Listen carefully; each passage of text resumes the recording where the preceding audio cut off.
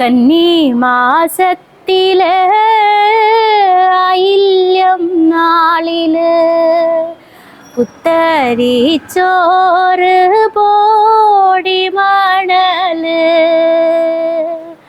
ചവറും പോകും നാളി വിളിയും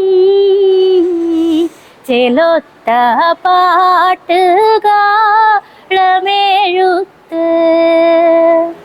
നിങ്ങൾക്കറിയോ, ഭാരതപ്പുഴയുടെ തീരത്ത് 12 വർഷത്തിലൊരിക്കൽ നടന്നിരുന്ന ഉത്സവമായിരുന്നു മാമാങ്കം.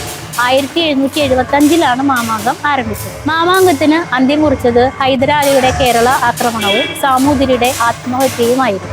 അപ്പാ നമ്മടെ കുമ്പളത്തൈ,